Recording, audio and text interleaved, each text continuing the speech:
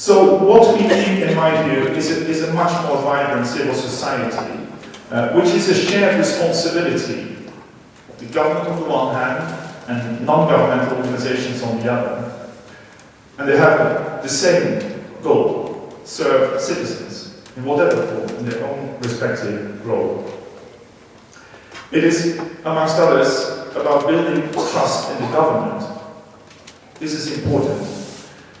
And there the government should do its utmost to create transparency and accountability, to reach out to citizens, to explain what it is doing and why it is in the interest of citizens.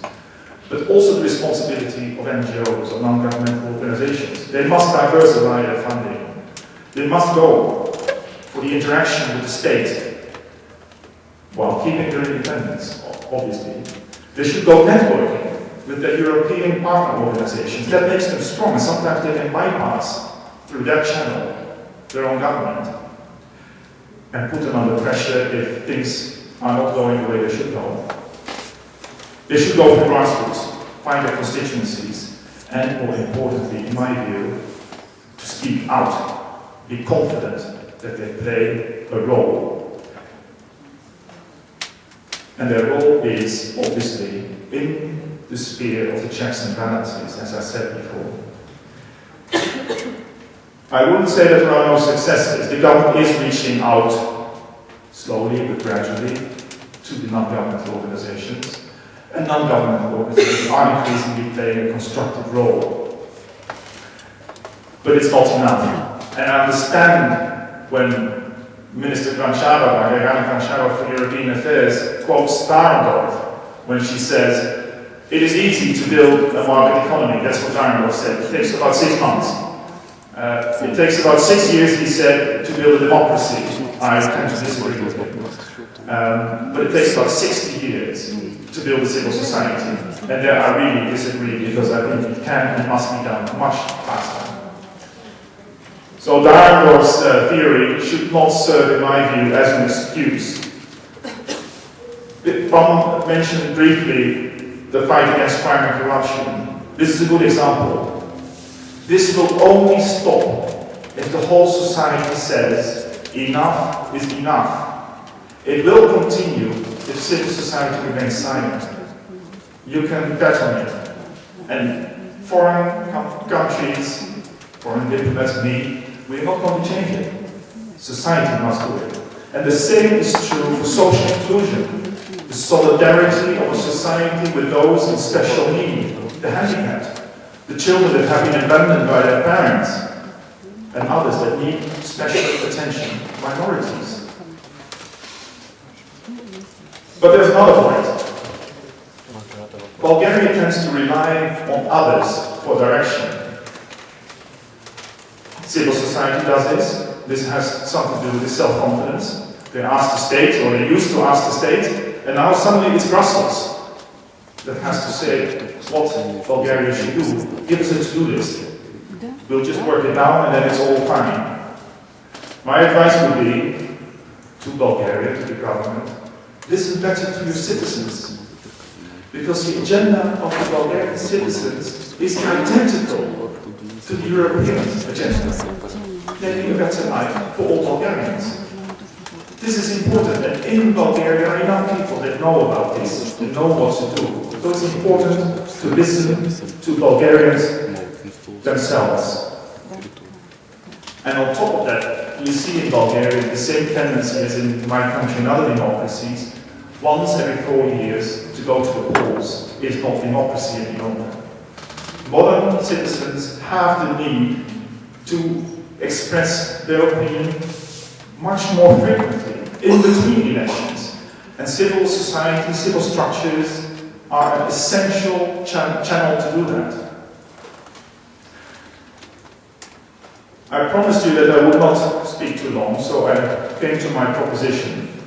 Because I think the debate always is being helped by a proposition, and I'm ready to take any questions. But my proposition is, only if Bulgaria is able to build up a strong, self-confident civil society, only then all Bulgarians, and not just a few, for example, those with the Rolls Royces with the number plate C1111,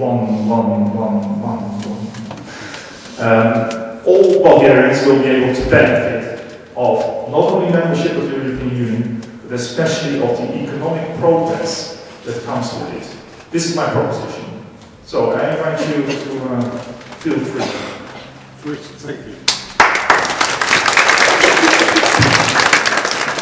This possibility in your view of Bulgaria, it's a possibility that Bulgaria in 5, 6, 10 years time will become in the way as you think a civil society should function.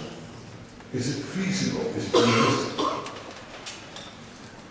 Well, obviously this question has been put forward at several occasions in the last couple of months probably. Some said 20, 25 years, I will not mention any names, but I find that hopefully pessimistic.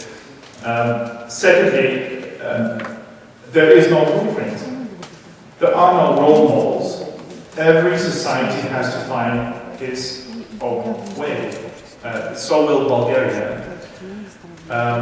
If you listen carefully, what I said was that Bulgaria is listening too much to people like me, relying too much on what we are saying. I am being invited by politicians, by members of civil society, to say the things that they can only think about. And my reaction always is, but that is very bad news. If you're not in a position, if you feel intimidated, if you feel insecure, and you cannot say these things, criticize, there's a freedom of criticism in every democracy. Don't ask me.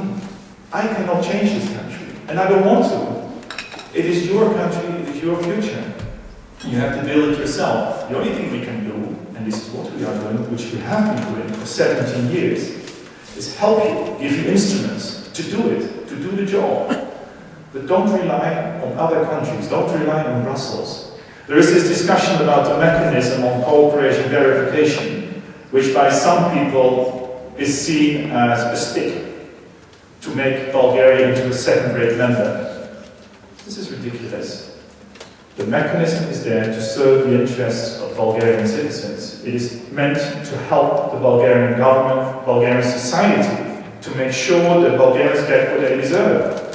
Justice, trust in their politicians, socio-economic development, solidarity. This is important. So nobody is going to tell Bulgaria what to do, and therefore I do not agree with the first part of your question. I do not feel like a preacher. I am not a preacher, I don't want to be one, because we also learn from you. It is not that my country has discovered happiness or the best solution for everything. We make mistakes ourselves. What we can do as partners is share these mistakes to learn from each other. And you have a certain advantage because you can learn from many countries that made many mistakes in the past. And that is also a learning experience for us.